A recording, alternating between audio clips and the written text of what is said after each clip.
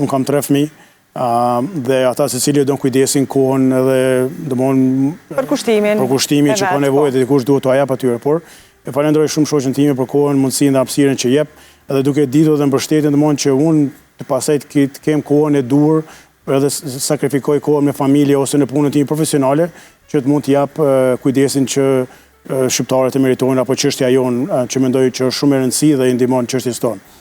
Unë këtë vit kam vendosur edhe djalin e madhe kam pasur në Kosovë, ka kryer një semestër këtu. Dhe djalin e dytë do ta sjell vitin tjetër, mendoj në 2027 që ai të kryejë një semestër këtu në Kosovë. Dhe qëllimi është që të mësohen më mirë me gjuhën shqipe, në zakonin e traditën, të lidhen, të krijojnë shoqëri, domthonjë që nesër pas nesër kur ne me shoqën time mendojnë të plakemi do kthehemi këtu dhe të qëndrojmë këtu, ata të kenë dëshirë domthonjë që të vinë, vizitojnë ose edhe pse ndonjë ditë mos të zhvendosen këtu nëse gjejnë veten e tyre më mirë. Por t'i kthejmë edhe pyetjes tonë me fillim kur nuk është menduar ajo, se s'ka qenë prioritet që do bëhet atje, por prandaj edhe po të pyet, ka qenë shumë e vështirë për ty. Jeta ka tjera plane dhe ne duhet të adaptohemi dhe të mësojmë se si të jetojmë me to, por jam shumë krenar dhe pishman për asnjë gjë, domthonë deri sot, dhe nuk isha kthyer asgjë në kohë, domthonë deri ku jemi këtu dhe çfarë kemi arrit. E treguat pak a shumë edhe lidhjen e fëmijëve me Kosovën, që normalisht me një printër si ju arrihet edhe kjo gjë.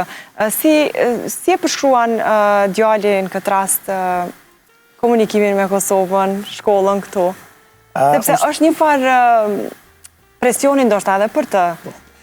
Ajo që ka qenë më e mirë në momentin që kam thonë, do shkosh në Kosovë, do regjistroj atje dhe do kryesh një semestër të paktën në Kosovë, asnjëherë s'ka thonë jo. Ai ka qenë gjë që ka bërë punën time shumë më të lehtë edhe të gruas time domthonë këtë rast. Domthonë sepse po fillonte jo, aty do ishte një kundërshtim mirë, por asnjëherë nuk ka thonë jo, gjithmonë e ka pasur si dëshirë, meqense edhe ne jemi munduar që çdo vit ose 2 vite të sjellim, të lidhen, të shohin territoret e Kosovës, Shqipërisë, Çamërisë dhe çdo gjë tjetër, Malit Zi, pastaj Loginës, domthonë që të jenë të lidhur me to, por nuk ka pasur asnjë kundërshtim. Dhe mbas disa javë që janë në Kosovë, i thash, do përfundosh shkollën atje, do rish për gjithmonë Kosovë, po do kthehesh. Tha jo, tha do përfundoj këtë semestër, tha do kthehem, tha se kam bërë për juve. Thash okay. Edhe tani që përfundoj semestri, më pëlqen shumë, kam kriju shoqëri. Kërkon edhe një vit. Po, dhe thash do përfundosh në një vit, kështu që është duke e menduar, nëse do rri edhe një vit apo jo, se çfarë do bëj. Meqense tash sistemet janë shumë më të përafërta ku përfundon Kosova se në Amerikë, domthonë është e njëjtë, prapësisht nuk është edhe shumë dallime të ndryshme, por ato qëllimin që të lidh me Kosovën, të jetë më afër me kulturën, traditën, zakonet, të krijojë shoqëri, ne e kemi bërë dhe kemi mundësi dhe për të është një eksperiencë që mendoj që ai do ta çmoj për të jetën e vet. Dhe shpresoj ta bëjmë të njëjtën edhe me djalin e dytë dhe pastaj me vajzën e vogël, kur të jetë koha saj, domthonë që edhe ajo të jetë e lidhur me Kosovën edhe me shqiptarët, kulturën, traditën tonë.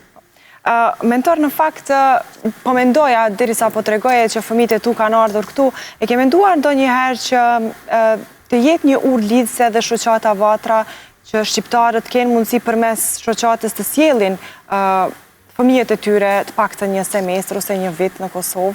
Po ne... A mund të ketë diçka të tillë, një bashkëpunim? Mbas 40 vite me